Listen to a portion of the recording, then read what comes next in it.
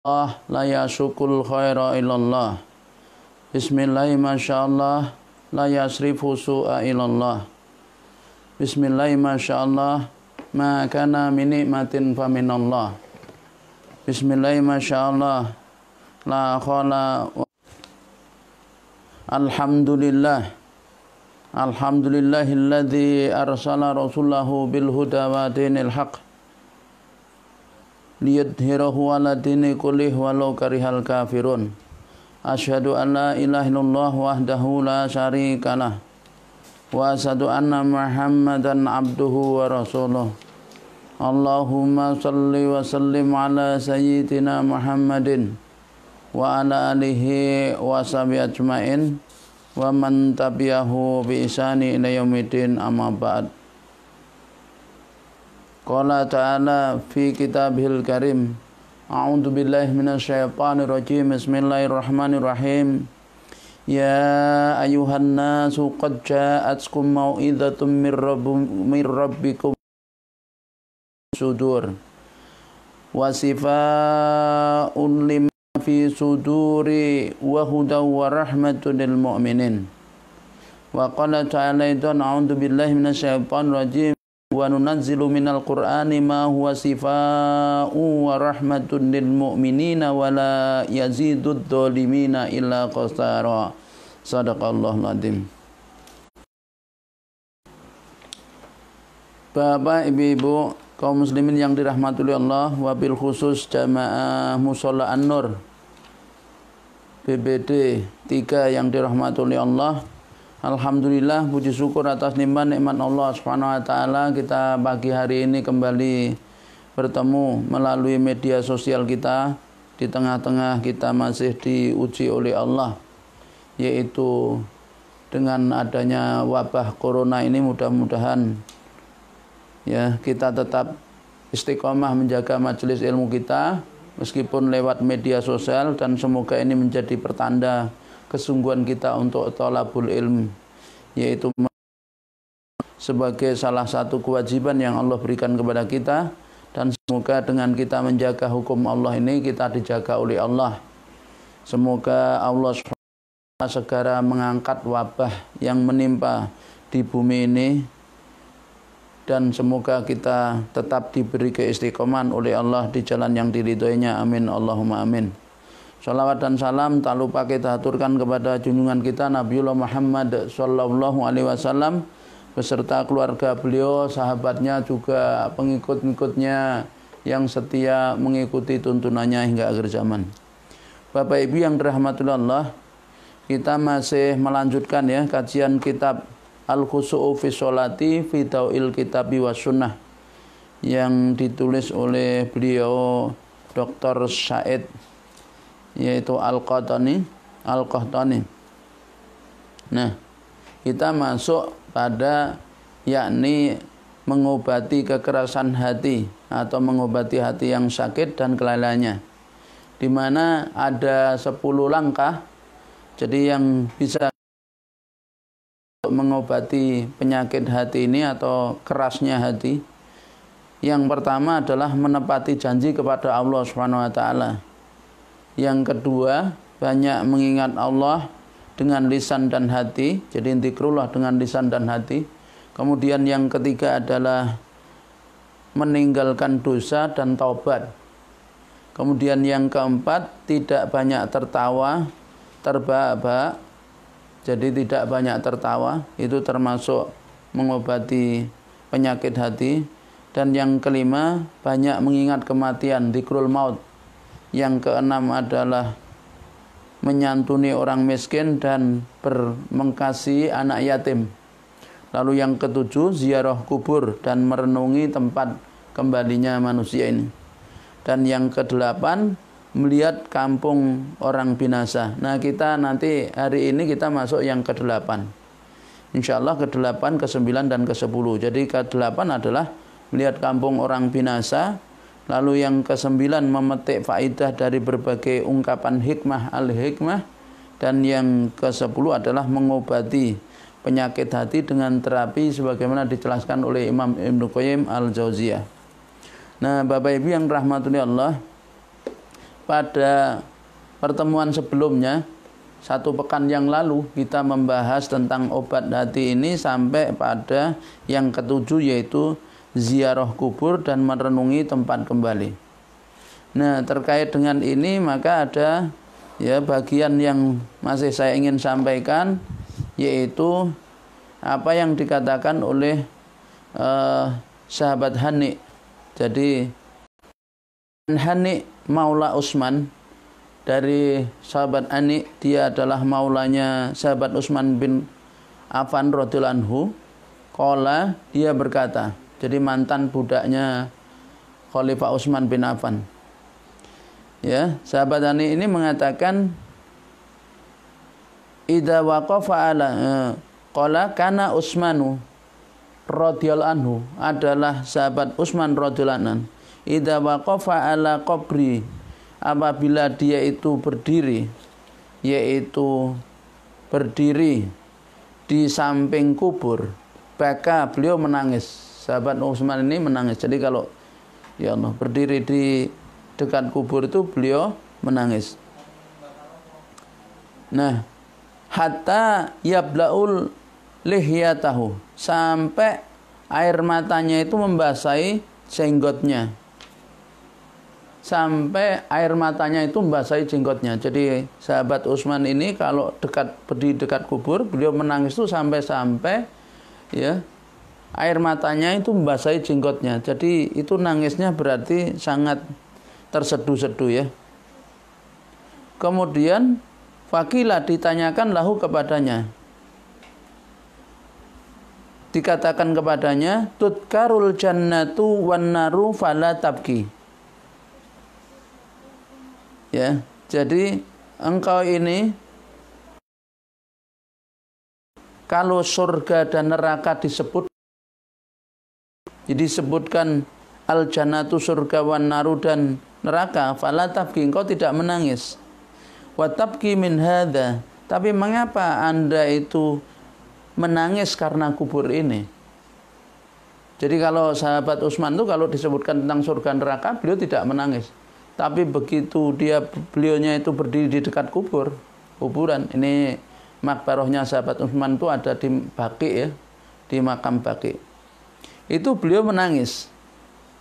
Nah, ketika ditanya itu beliau mengatakan gini, faqala inna Rasulullah, karena sesungguhnya Rasulullah SAW itu bersabda, innal qabra awalu manazilal akhirah, sesungguhnya kuburan itu. Jadi kuburan itu adalah, beliau katakan, Rasulullah mengatakan awalu manazilal akhirah, awalu manazilil akhirati. Jadi kuburan itu adalah tempat pertama di akhirat. Kata Rasulullah SAW begitu. Jadi sabda Rasul nih. Jadi innal qabra awalu manazilil akhirat. Jadi kuburan itu adalah tempat pertama di akhirat. Faman naja minhu faman ba'dahu aisaru minhu. Faman, maka siapa yang selamat minhu dari siksa kubur, fama ba'dahu aisaru minhu, maka sesudahnya, yakni di akhirat itu akan menjadi waman lam yanjuh waman lam, siapa yang lam yanju minhu, tidak selamat dari siksa kubur, fama ba'dahu asyaddu minhu, maka sesudahnya akan menjadi lebih sulit lagi. Jadi Rasul mengabarkan kepada kita, dan ini yang membuat sahabat Utsman bin Affan menangis ketika berdiri di dekat kuburan itu, karena apa? Kuburan itu adalah tempat pertama akhirat. Siapa yang selamat di dalam kuburan maka akan ringan sesudahnya. Tapi sebaliknya, siapa yang tidak selamat maka dia akan berat. Itu menghadapi nanti, yaitu setelahnya atau kehidupan di akhirat, yakni perhitungan amal itu. Qala, dan ya beliau melanjutkan, yakni sahabat Utsman itu melanjutkan, wa qala Rasulullah sallam, ma ra'aitu mangdaran qattun ilal wal qabru aqta'u minhu. Aku tak pernah melihat pemandangan buruk. Ma ra'aitu mangdarun qattun, aku tidak pernah melihat pemandangan buruk illa kecuali qabru aqta'u minhum, yaitu kubur lebih buruk darinya. Kuburan itu lebih buruk darinya. Nah, Bapak Ibu yang dirahmati oleh Allah, inilah salah satu cara kita mengobati hati yang ziarah kubur ya, yakni dengan merenungkan penghuninya. Dan ingat hadis Nabi ini, dan ingat apa yang diperbuat oleh sahabat Utsman bin Affan.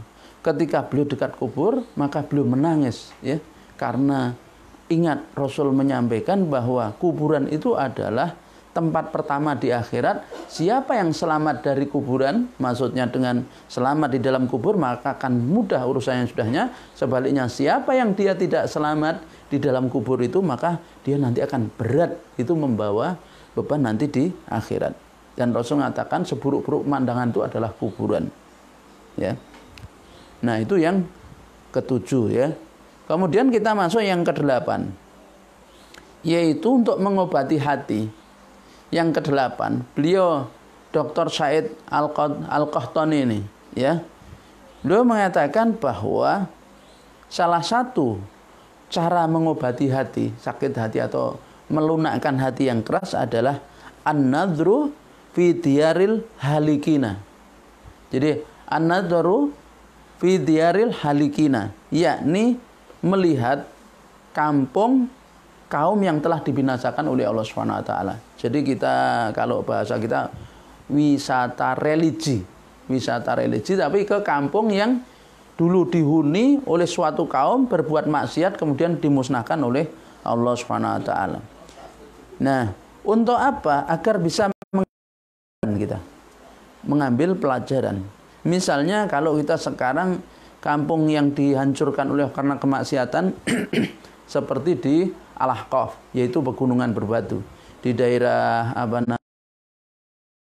Syam dan Hadramaut, yaitu dekat yang di Al-Hijr, di lembah, yaitu sebelum Tabuk kalau dari Mekah ya. Nah, atau di Laut Mati, yaitu bekasnya yakni kaumnya Nabi Lut alaihissalam, negeri Sodom. Nah, itu seraya mengingat ya, bagaimana perkara ini bisa terjadi. Bagaimana terjadi? Bahwa karena kemaksiatan yang dilakukan oleh umat manusia pada saat itu, kaumnya dibinasakan. Karena kemaksiatan, kedurhakaan yang dilakukan oleh umatnya Nabi Hud, maka kemudian Allah hancurkan negeri, yaitu kaum Ad itu. Kaum Ad yang kaum Ad ini adalah yaitu yang tingginya itu 100 hasta, itu paling tinggi menurut Ibnu Abbas itu 100 hasta berarti 50 meter, dan yang paling pendek itu 60 hasta. Itu dihancurkan oleh Allah Subhanahu wa taala. Fisiknya padahal kuatnya seperti itu dan bangunannya megah-megah yang terbuat dari batu. Nah, karena yang demikian itu ada pelajaran ya, sebab Allah Subhanahu wa taala berfirman ya. Jadi yang menggambarkan firman Allah Subhanahu wa taala ini oleh sahabat, yaitu Ibnu Umar ya. Jadi Ibnu Umar ini ceritakan begini oleh beliaunya Dr. Said Al-Qahtani ya. Walihada kana Ibnu Umar radhiyallahu anhuma idza arada ayata'ahda qalbahu ya'til qurbata fayaqifu ala babiha. Jadi Ibnu Umar itu, sahabat Ibnu Umar, putra dari Umar bin Khattab radhiyallahu anhu, beliau itu ya, apabila ingin melunakkan hati yang keras, apabila ingin menjaga kebersihan hati, ingin menjaga kebersihan hatinya, itu sahabat Ibnu Umar itu mengunjungi, beliau mendatangi tempat yang telah runtuh. Tempat yang telah runtuh ya. Jadi tempat yang telah runtuh ya, itu kemudian dihancurkan penghuninya di situ, lalu beliau berdiri di hadapannya itu tempat yang sudah runtuh ya. Yakni dengan cara apa? berdiri di situ merenungkan tentang kejadiannya. Seraya beliau berkata lirih. Ya. Beliau berkata lirih begini yang dikatakan itu oleh sahabat Ibnu Umar. Wa yunadi bi syautin ya hazin, bi syautin hazin fayaqul aina ahluka. Aina ahluka. Jadi beliau berdiri di tempat yang di mana di situ dihancurkan oleh Allah, kemudian dengan suara lirih beliau mengatakan, aina ahluka, di mana penghuninya? Sumayarji'u ila nafsih. Kemudian beliau merenungi tentang dirinya. Fayaqul, lalu keluarlah dari lisannya sahabat Ibnu Umar, jadi Abdullah bin Umar bin Khattab ini, beliau mengatakan, kullu syai'in halikun illa wajhah. Kullu syai'in halikun illa wajhah. Jadi semua yang ada ini akan binasa kecuali Allah Subhanahu wa taala, kecuali diri Allah Subhanahu wa taala. Jadi ingatlah wahai Bapak Ibu yang dirahmati Allah, ketika kita berdiri di tempat di mana di situ kan atau tempat-tempat yang di situ hancur ya, dihancurkan oleh Allah Subhanahu wa taala baik karena bencana maupun maka ingatlah bagaimana sahabat Ibnu Umar, Abdullah bin Umar ini yang dilakukan. Yaitu begitu dia, aina ahluk, mana penghuninya ini? Kemudian balik pada dirinya merenungi. Kemudian beliau mengingat firman Allah Subhanahu wa taala, kullu syai'in halikun illa wajhah. Kullu syai'in halikun illa wajhah. Semua yang ada ini akan binasa kecuali Allah Subhanahu wa taala. Artinya diri kita juga akan binasa. Atau dalam firman Allah yang lain, kullu man 'alaiha fan. Jadi setiap siapa saja yang ada di atas bumi ini adalah akan musnah. Nah, kemudian Allah Subhanahu wa taala juga berfirman, a'udzubillahi minasyaitonir rajim. Awalam yahdillahum kam ahlakna min qablihim minal quruni yamsuna fi masakinihim inna fi dzalika laayatin afala yasmaun. Di dalam firman Allah Subhanahu wa taala surah As-Sajdah ayat 26. Kalau yang tadi itu adalah surah Al-Qasas ayat 88. Kullu syai'in halikun illa wajhah. Itu Al-Qasas 88. Ya, jadi setiap yang ada di muka bumi ini akan musnah kecuali diri Allah Subhanahu wa taala. Kemudian ingat firman Allah di tempat lain yaitu dalam surah As-Sajdah ayat 26. Awalam yahdilahum, apakah tidak atau belumkah memberi petunjuk kepada mereka? Ya, kam ahlakna, berapa banyak kami hancurkan min qablim, dari sebelum mereka, minal quruni, dari berbagai generasi itu. Yamsuna fi masakinihim, mereka ini berjalan di atas yaitu tempat-tempat tinggal mereka. Inna fi dzalika, sungguh pada yang demikian itu la ayatin, sungguh terdapat tanda-tanda kekuasaan Allah. Afala yasmaun, maka apakah mereka tidak mendengar? Bapak Ibu yang dirahmati Allah, nah itu. Jadi salah satu lembutkan hati itu datang ke tempat yang hancur. Nah, kemudian ingat firman Allah Subhanahu wa taala ini. Ya. Kullu syai'in halikun ila wajhah. Jadi semuanya akan hancur kecuali Allah Subhanahu wa taala. Semua kita akan meninggal dunia. Kita akan binasa. Bahkan apa yang alamnya akan hancur kecuali diri Allah. Dan kemudian kita datang ke tempat-tempat yang dimana di situ kampung yang dulu pernah dihancurkan oleh Allah karena kemaksiatan yang dilakukan oleh kaumnya. Maka Allah menyindir kita. Awalam yahdilahum kam ahlakna min qablihim. Bukankah atau mengapa atau bukankah ya telah memberi petunjuk, Allah beri petunjuk kepada mereka. Apakah tidak bisa memberikan petunjuk? Apa tidak bisa menyadarkan mereka tentang kam ahlakna min qablihim? Berapa banyak kami sudah binasakan sebelum mereka minal quruni, yaitu dari berbagai generasi. Masakinihim, di mana mereka berjalan di bekas-bekas tempat tinggal mereka itu. Inna fi dzalika laayatin, sungguh pada yang demikian terdapat tanda-tanda kekuasaan Allah. Maka apakah mereka itu tidak mendengar? Akan harusnya lihat berbagai kampung yang dihancurkan oleh Allah karena kemaksiatan, karena kedurhakaan kepada Rasulnya, itu kita mendapatkan hidayah dari situ. Ya. Nah, itu yang ke-8. ya untuk melembutkan hati, yaitu ya mengunjungi atau melihat kampung kaum yang sudah dihancurkan oleh Allah Subhanahu wa taala untuk kita mendapat pelajaran. Kemudian yang ke-9 adalah al-istifadatu fi ilajil qulubi min ya min hukmil hikmati min hikamil hikmah hukamai, yakni yang ke-8 itu yaitu mengambil manfaat, memetik faedah dari ungkapan-ungkapan, ya, memetik faedah dari ungkapan-ungkapan kalimat hikmah yang telah ditulis disampaikan oleh para ulama. Jadi misalnya mengkaji hikam yang ditulis oleh yaitu Ibnu Athaillah Al-Iskandari, atau mengkaji hikam yang ditulis oleh ulama yang lain, kalimat-kalimat hikmah, ya. Nah, kenapa? Karena fa inna dzalika mimma yuqidul quluba lima ja'alallahu ta'ala ala alsinatihim minal hikami. Jadi al-istifatu fi ilajil qulubi min hikamil hukama'i. Jadi mengambil faedah dari ya yang yakni mengambil faedah ya dari ungkapan-ungkapan.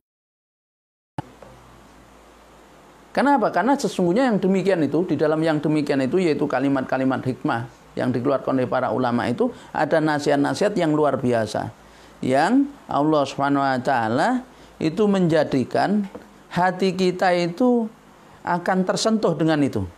Jadi efektif sekali untuk membangunkan hati itu dengan kalimat hikmah yang keluar dari lisan para ulama. Sebagaimana dikatakan oleh Ibrahim Al-Khawwah. Ya. Jadi beliau katakan nih, qala Ibrahimul Khawasu rahimahullahi taala. Jadi berkatalah Ibrahim Al-Khawas, semoga Allah merahmatinya. Dawaul qulubi khamsatu asya'in. Dawaul qulubi khamsatu asya'in. Ini makalah itu Ibrahim Al-Khawasu. Ya, Ibrahim Al-Khawasu. Beliau mengatakan dawaul qulubi khamsatu asya'a. Dawa obat, dawaul obat. Daun itu obat, dawaun jamaknya. Qulubi obat hati itu 5 hal. 5 hal. Ini seperti tombo hati ono 5 warnane. Ya, obat hati itu ada 5 macam. Pertama, qira'ati bitadaburi. Beliau katakan qira'atul Qur'ani bitadaburi. Bapak Ibu yang dirahmati Allah, membaca Al-Qur'an dengan mentadaburinya. Nah, bagaimana cara tadabur itu? Ini Masya Allah, kalau kita baca bukunya yaitu Ustadz Bakhtiar Nasir, ya, beliau punya buku khusus tadabur Quran, mentadaburi Al-Quran, langkah-langkahnya mentadaburi Al-Quran, ya. Itu baca dulu 10 ayat misalnya, dibaca dulu, dibaca dengan tartil. Nah, setelah itu kemudian dibaca artinya per kata. Nah, kemudian setelah itu dilihat tafsirnya. Nah, kemudian direnungkan. Ada satu firman Allah Subhanahu wa taala, yaitu di dalam Al-Qur'an surah An-Nisa, ya, di dalam surah An-Nisa ayat 82. Dalam surah An-Nisa ayat 82, jadi Allah Subhanahu wa taala itu berfirman begini, ya. Afala yatadabbarunal Qur'ana walau kana min indi ghairillahi lawajatu fihi ikhtilafan katsira. Nah, jadi kalau Al-Qur'an itu adalah ditadaburi. Ini bedanya dengan ayat, ada ayat itu kan 2, qauliyah, kauniyah, ya. Kalau ayat kauniyah itu alam semesta, nah itu tafakur. Dasarnya adalah firman Allah Subhanahu wa taala di surah Al-Imran itu. Ya, wa yatafakkaruna fi khalqis samawati wal ard, ayat 190 kalau enggak 191, ya. Jadi wa yatafakkaruna fi khalqis samawati wal ard, dan mereka memikirkan penciptaan langit dan bumi. Kemudian hasilnya Rabbana ma khalaqta hadza batila. Ya Tuhan kami, tidak ada yang sia-sia. Jadi mentafakuri corona, dan Allah ciptakan corona ini, Rabbana ma khalaqta hadza batila. Ya Tuhan kami, tidaklah kau sia-sia. Banyak sekali hikmah, ya. Hasilnya gitu, ya. Hasilnya seperti itu. Bahkan kemudian hasilnya bukan hanya Rabbana ma khalaqta hadza batila Rabbana ma khalaqta hadza batila, tapi juga apa? Subhanaka. Akhirnya kemudian dengan mentafakuri penciptaan alam semesta segala isinya, termasuk mentafakuri yang namanya wabah corona ini, makhluk yang namanya corona ini, virus ini, ya, maka hasilnya adalah Subhanaka, Maha suci Engkau ya Allah. Allah Maha suci dari segala sifat yang tidak layak pada diri Allah. Kemudian yang ketiga, akhirnya menghasilkan suatu kesimpulan, yakin bahwa kiamat pasti terjadi, ada surga, ada neraka, kemudian dia berdoa, fakina ada benar, maka jauhkanlah kami dari siksa api neraka. Itu tafakur ayatnya kauniyah. Tapi kalau ayat kauliyah, maka tadabur, ya, tadabur. Lah itu dijelaskan oleh Allah di dalam firman-Nya surah yaitu An-Nisa ayat 82 din. Afala yatadabbarunal Qur'ana walau kana min indi ghairillahi lawajadu fi ikhtilafan katsira. Afala yatadabbarunal Qur'ana, maka apakah mereka tidak merenungkan, tidak menghayati yaitu Al-Qur'an. Walau kana, dan jikalau sekiranya Al-Qur'an itu adalah min indi ghairillah, datang dari sisi selain Allah, pasti mereka akan mendapati pertentangan yang banyak. Kalau Quran itu tidak datang dari sisi Allah, pasti mereka itu akan mendapati pertentangan yang banyak. Artinya berarti tidak ada dalam Al-Quran, tidak ada perbedaan, perselisihan di dalam Al-Quran. Itu yang pertama. Nah, bagaimana obat hati yang pertama menurut beliaunya Ibrahim Al-Khawasur rahimahullah ini adalah qiraatul Qur'ani bitadabur. Jadi membaca Al-Quran dengan tadabur. Tadabur itu adalah, jadi kalau tadi tafakur itu satu, misalnya kita mentafakuri wabah corona ini, makhluk yang namanya corona kita tafakuri satu. Mentafakuri tentang lalat, mentafakuri tentang nyamuk, mentafakuri tentang laba-laba yang binatang-binatang yang disebut oleh Allah di dalam Al-Quran. Mentafakuri tentang yaitu onta, ya. Mentafakuri tentang apa lagi? Sperma. Misalnya mentafakuri tentang terbentuknya manusia. Nah, itu bisa satu persatu. Tapi kalau Quran tidak. Tadabbur itu adalah ketika kita itu membaca 10 ayat. 10 ayat. Maka 10 ayat ini harus dilihat mulai dari Bismillahirrahmanirrahim sampai dengan ya min syarril waswasil khannas minal jinnati wanas. Nah, gitu. Coba. Jadi Al-Qur'an itu kalau ditadaburi dengan sakma, maka isi Quran itu ada di suratul Fatihah. Isi Quran itu. Nah, gitu.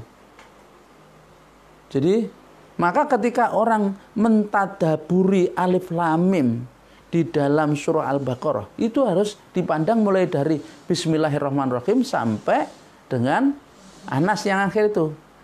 Ya, minal jinnati wanas itu. Nah, sampai di situ. Jadi tidak cukup hanya alif lam mim saja. Ya, ini tadabbur namanya. Ya, tadabbur. Nah, ya. Itu yang pertama. Kemudian nanti lain kali kita akan bahas bagaimana cara mentadabburi Al-Qur'an. Kemudian yang kedua adalah ya, obat hati yang kedua wa khala'ul batni, yaitu mengosongkan perut. Mengosongkan perut. Ya. Jadi dawaul qulub. Yang kedua mengosongkan perut berarti puasa. Kemudian yang ketiga adalah wa qiyamul laili, dan sholat malam. Bapak Ibu, kalau puasa itu ya ibadah yang luar biasa juga. Puasa. Bahkan Allah mengatakan as-saumuli wa ana azibih dalam hadis qudsi.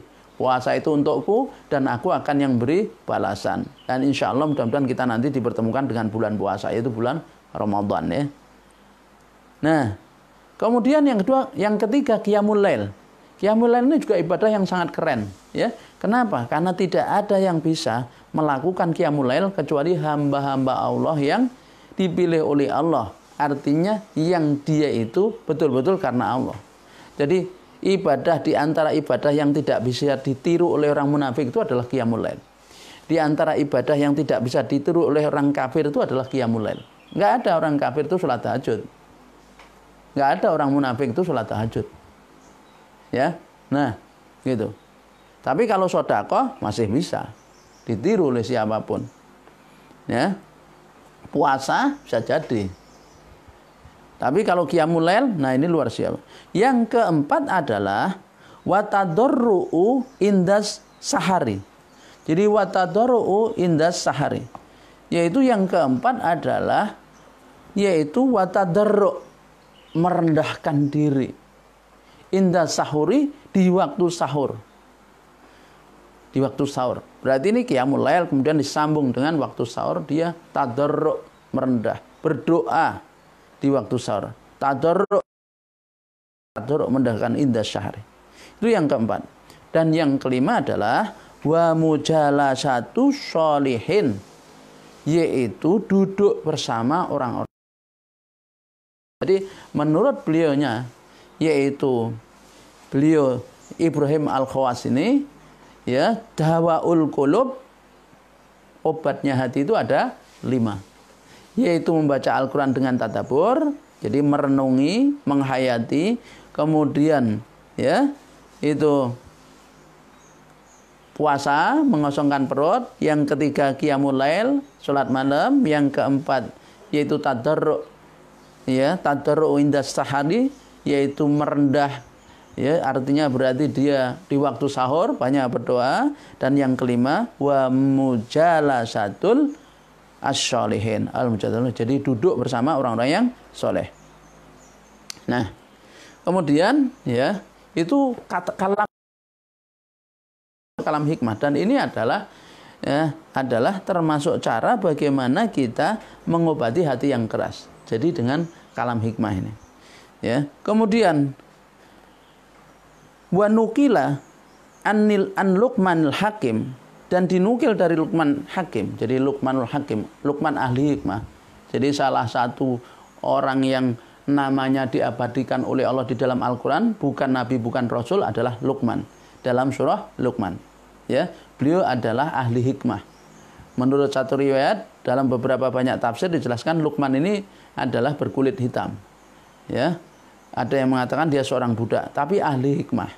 Ya, nah dinukilkan di sini, anau qala libnihi, bahwa Luqman itu mengatakan kepada anaknya begini. Ya, jadi dia mengatakan begini. Luqman itu.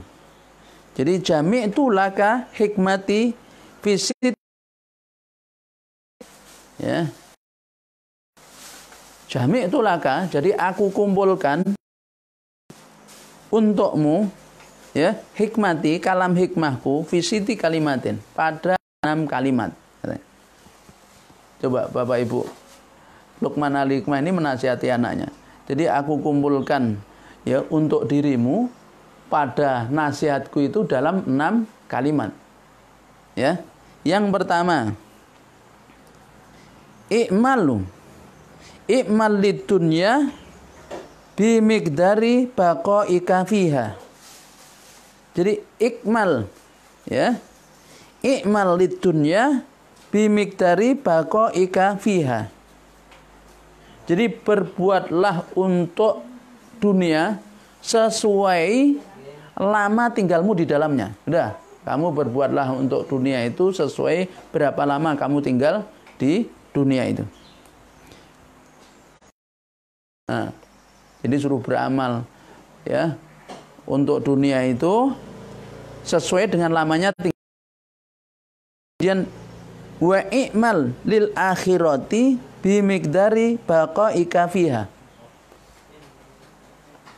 Wa i'mal lil, dan berbuatlah untuk akhiratmu bi miqdari, dengan ukuran atau sesuai baqaika fiha, yaitu kamu, ya, kekal di dalamnya. Maksudnya tinggalmu di dalamnya. Seberapa kamu tinggal di dalam surga. Kemudian wa i'mal lillahi bi qadri hajatuka lahu. Ya.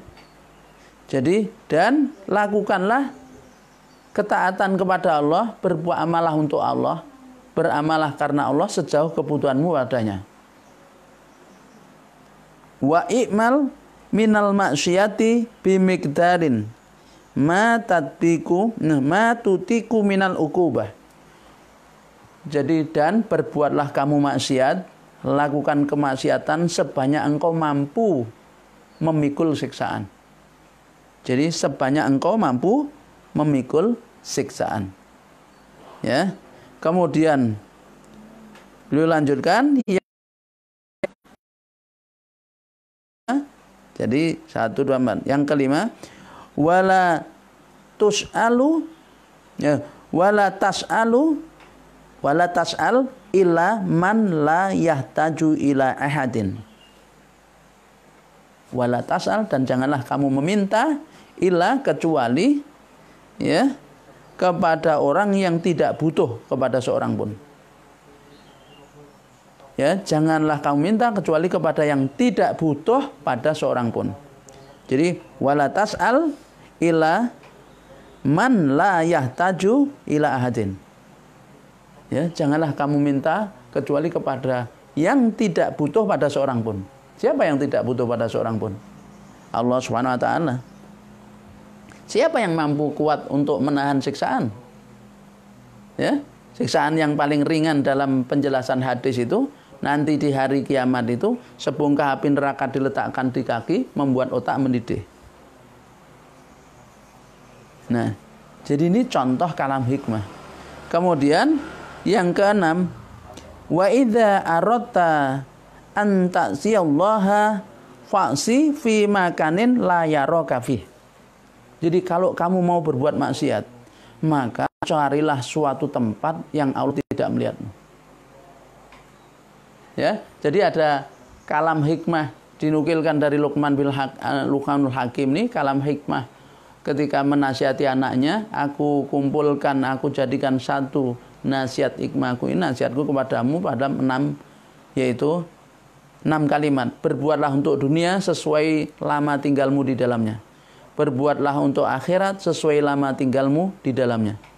Beramalah untuk Allah sejauh kebutuhanmu padanya. Lakukanlah kemaksiatan sebanyak engkau mampu memikul siksaan. Jangan meminta kecuali kepada yang tidak butuh pada seorang pun. Dan yang keenam, apabila engkau ingin berbuat maksiat pada Allah, lakukan di tempat yang Allah tidak melihat. Nah, Bapak Ibu yang dirahmati Allah, saudara-saudaraku kaum muslimin dimanapun berada, itu kalam hikmah. Hanya orang merenungkan itu bisa melunakkan hati, bisa mengobati hati. Atau seperti ini, ada riwayat qala Ibrahim bin Adam rahimahullah ta'ala fi mau'idatihi khina sa'alu ala qaulihi ta'ala. Jadi ada makalah, ada nasihat dari Ibrahim bin Adam. Ibrahim bin Adam. Ketika Ibrahim bin Adam ini adalah seorang ulama besar pada masanya, bahkan beliau adalah seorang sufi ya seorang sufi. Nah itu ketika ditanya oleh masyarakat tentang firman Allah Subhanahu wa taala, ud'uni astajib lakum. Ud'uni astajib lakum. Aku akan kabulkan. Jadi ud'uni astajib lakum. Berdoalah kepadaku, aku akan kabulkan. Wa inna nad'uhu falam yastajib lana. Kata orang-orang, kita ini sudah doa, tapi kenapa kok tidak kunjung dikabulkan? Bukankah Allah sudah mengatakan ud'uni astajib lakum? Berdoalah niscaya aku akan kabulkan. Kita ini sudah doa, wahai Ibrahim bin Adam, tapi kok tidak kabul-kabul? Maka Ibrahim bin Adam mengatakan begini nasihatnya. Jadi araftumullah falam tuti'uhu. Kenal Allah. Kalian itu mengenal Allah. Ya. Tapi ternyata kalian tidak mentaatinya. Kalian tuh kenal Allah, makrifat sudah. Kalian tuh makrifatullah, mengenal Allah, tahu Allah, tapi kalian tidak mentaatinya. Maka bagaimana mungkin doa akan dikabulkan? Wong kalian tidak taat kepada Allah. Gitu kan? Jangan kan gitu. Kenapa? Karena memang pengabulan doa itu syaratnya yaitu fal yu'minu bi, ya, maka hendaklah mereka beriman kepadaku. Ya, harus beriman kepada Allah kemudian memenuhi perintahnya, kan di dalam surah Al-Baqarah ayat 186 itu. Wa idza sa'alaka ibadi anni fa inni qarib ujibu da'wata da'i idza da'ani falyastajibu li wal yu'minu bi la'allahum yarsudun. Ya. Jadi wa idza sa'alaka ibadi, dan apabila bertanya kepadamu hamba-hambaku ani tentang aku, maka jawab fa inni qarib, sesungguhnya aku sangat dekat. Ujibu da'wata da'i idza da'ani, aku akan kabulkan doa setiap orang yang berdoa kepadaku. Ya, tapi dengan syarat falyastajibuli, maka hendaklah mereka memenuhi perintah-perintahku, wal yu'minu bi, dan beriman kepadaku, la'allahum yarsudun, akan mereka dapat petunjuk. Jadi dengan Ibrahim Adham mengatakan arabtumullah falam tu'ti'hu, kalian kenal Allah tapi kalian tidak mentaatinya. Berarti kalau kita sudah berdoa, maka untuk doa dikabulkan itu syaratnya kita harus mentaati perintah-perintah Allah Subhanahu wa taala. Seperti dalam suratul Fatihah itu, kan iyyaka na'budu wa iyyaka nasta'in. Ya, jadi menyembah, meminta. Kemudian yang kedua, dia katakan begini, kata Ibrahim bin Adham, qara'tumul Qur'ana falam ta'malu bihi.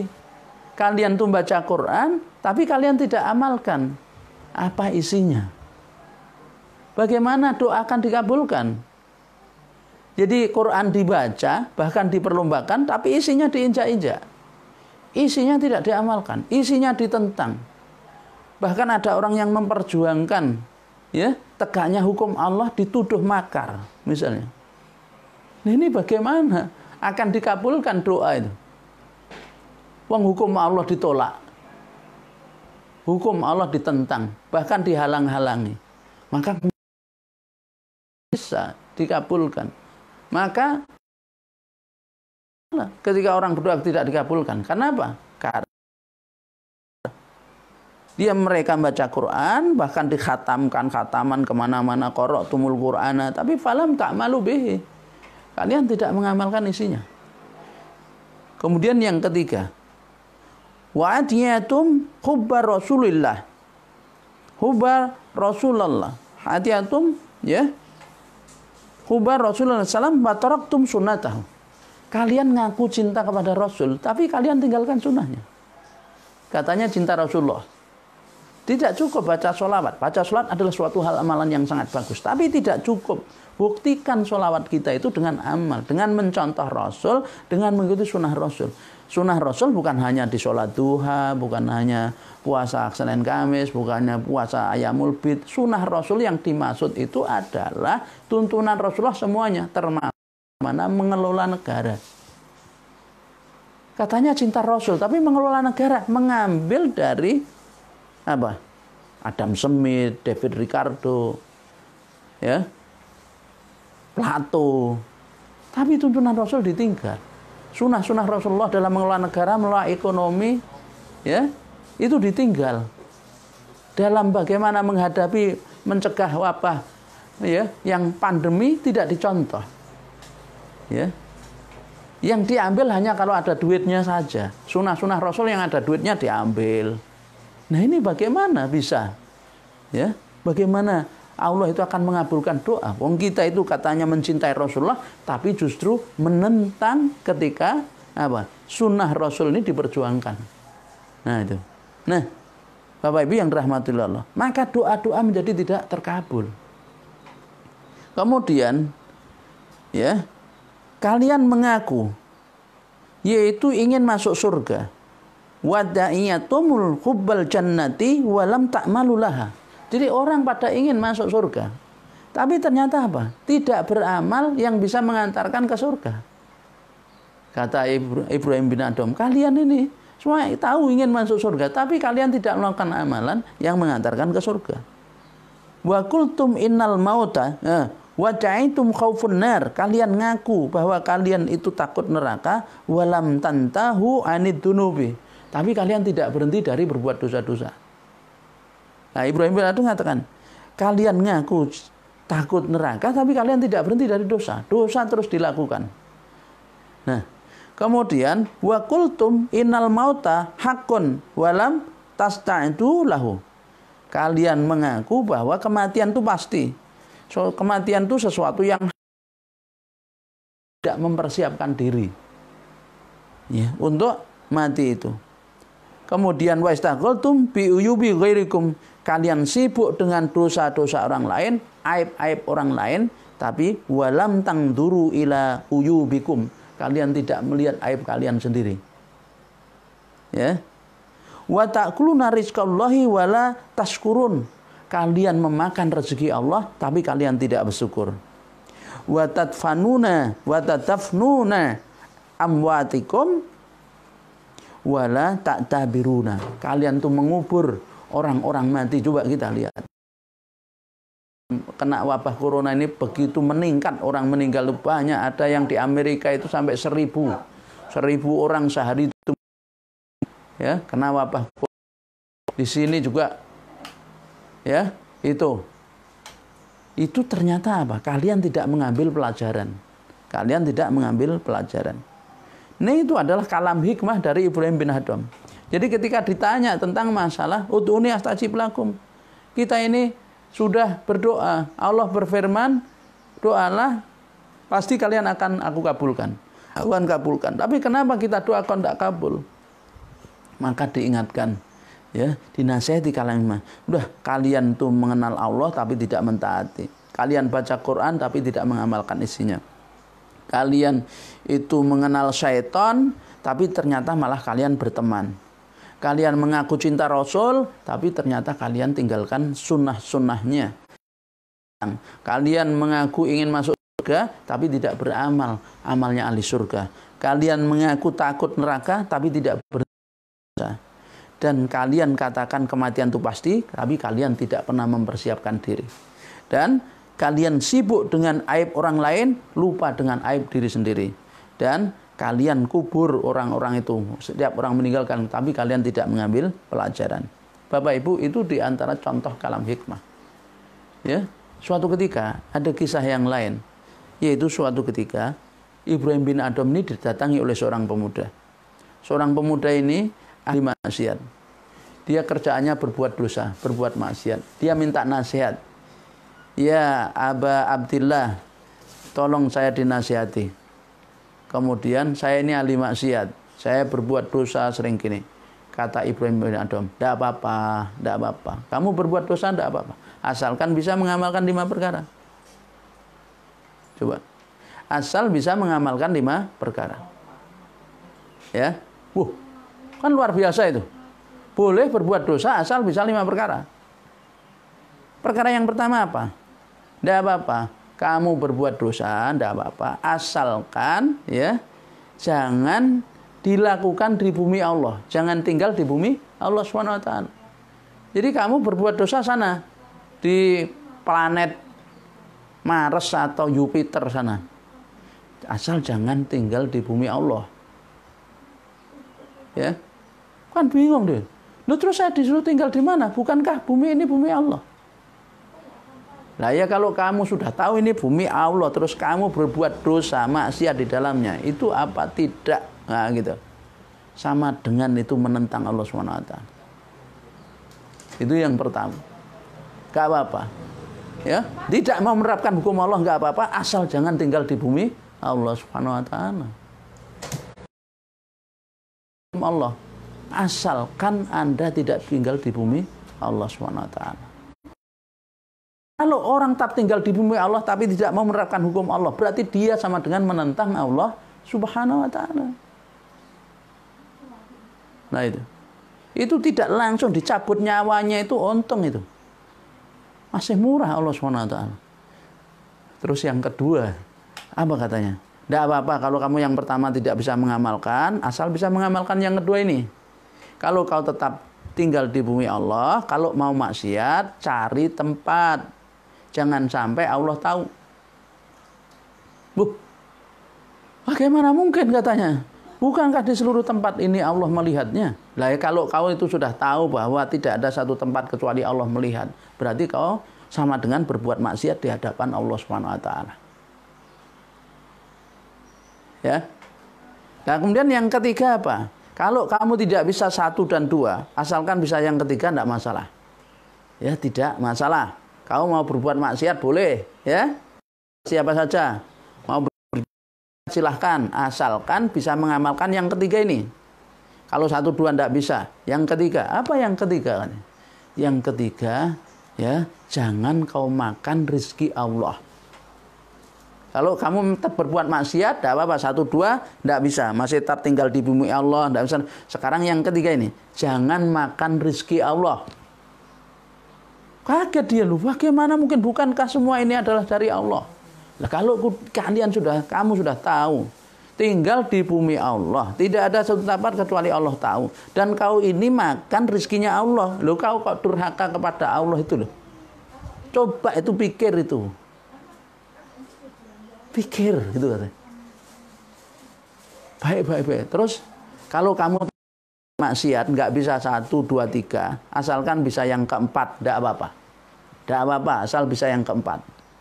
Apa yang keempat itu? Kalau malaikat maut datang, malaikat pencabut nyawa, pada malaikat maut, kalau mau dicabut nyawanya itu, maka malaikat maut, tolong saya diberi waktu 5 menit saja, atau 10 menit atau 5 menit saja. Saya tak wudhu dulu, sholat tobat. Kalau bisa seperti itu, gak apa-apa kamu maksiat. Kamu maksiat gak apa-apa. Kalau malaikat maut datang, kemudian kamu masih bisa minta tunda. Malaikat maut, tolong saya diberi waktu sebentar. Saya mau sholat sunnah 2 rakaat saja. 5 menit. Kalau bisa, maka gak apa-apa kamu maksiat. Bisa enggak, saudaraku yang dirahmati Allah? Enggak bisa, karena idza jaa ajaluhum la yasta'khiruna sa'atan la yastaqdimun. Kalau ajal itu datang, tek. Loh. Itu enggak bisa maju, tidak bisa mundur. Dan malaikat maut itu kalau datang bagdatan, mendadak, itu enggak mengirim WA dulu. Kalau kirim WA, bro, sebentar saya datang ya, siap-siap, tertanda malaikat maut. Ini enggak bisa. Tidak bisa, saudaraku. Jadi datangnya dengan tiba-tiba. Ya, bagdatan. Coba. Akhirnya apa muda itu? Terus gimana? Kalau sudah kamu tinggal di bumi Allah, kamu tidak bisa bersembunyi dari rezeki Allah. Terus, kalau malaikat mau datang, kamu tidak bisa untuk minta tunda. Kok berani? Kalau nggak bisa, 1, 2, 3, 4, tidak apa-apa. Asalkan yang kamu jalan yang terakhir nih, kamu mau maksiat silakan. Apa kata?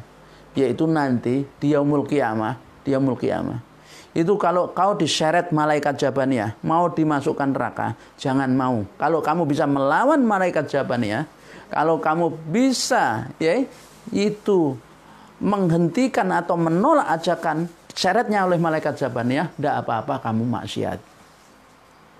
5 ini nasihat kalam hikmah dari Ibrahim Adham terhadap pemuda ahli maksiat tersebut. Dan Masya Allah, subhanallah, apa? Kemudian pemuda ini besoknya Ibrahim bin Adham melihat menemui pemuda itu sudah berubah 180 derajat perilakunya. Ya, Bapak Ibu yang dirahmati Allah, ini diantara nasihat ya kalam hikmah dari para ulama. Ya, dan masih banyak lagi. Itu adalah cara untuk melembutkan hati, ngobati hati. Nah, ya, kemudian yang ke-10, jadi kan ada 10 ini. Ini yang terakhir ke-10 adalah ilaju qaswatil qulubi kama dzakaraha al-Imam Qayyim rahimahullah taala. Faqad dzakara rahimahu annal quluba thalathatun. Jadi adapun ya cara kelima, langkah kelima untuk langkah ke-10 untuk mengobati hati adalah yaitu mengobati kerasnya hati itu sebagaimana Imam Ibnu Qayyim sebutkan ya, bahwa sesungguhnya hati manusia itu ada yaitu 3 macam. Ada 3 macam hati. Yaitu qalbu atau al-qabus salimu, hati yang selamat, atau dikenal dengan al-qalbul hayyu, hati yang hidup. Kemudian yang kedua adalah yaitu al-qalbul mayyitu, hati yang mati. Dan yang ketiga adalah al-qalbul maridu, hati yang sakit. Jadi hati manusia itu ada 3 macam. Imam Nuqayyim mengatakan begitu. Hati yang hidup atau hati yang selamat, hati yang sakit, ya, dan hati yang mati. Atau beliau mengerjakan urutannya hati yang hidup, ya, atau hati yang selamat, hati yang mati, dan hati yang sakit. Jadi qalbun, ya, qalbun hayun atau qalbun salimun, qalbun mayitun, dan qalbun maridun. Nah, cara mengobatinya bagaimana? Beliau itu nanti menjelaskan dengan panjang, ya, yang insya Allah nanti rinciannya kita akan bahas pada pertemuan yang akan datang, ya, yang akan datang caranya itu. Tapi ini saya hanya menggambarkan bagaimana yang dimaksud dengan qalbun salimun, yaitu wa huwal ladzi la yanjumu yaumal qiyamati ila man atallaha bihi, di mana dia adalah hati, ya, Allah Ta'ala di hari kiamat itu harta dan anak itu tidak berguna. Yang berguna apa? Ila man atallaha biqalbin salim, kecuali orang yang datang menghadap Allah dengan hati yang selamat. Nah, kemudian hati yang kedua itu adalah hati yang mayit, hati yang mati. Itu lawan dari hati yang dia yang selamat itu. Wa huwa didul awal, wa huwa alladzi la ya'rifu rabbah, yang tidak kenal Allah Subhanahu wa taala. Ya, hati yang mati itu hati yang tidak kenal kepada Allah Subhanahu wa taala.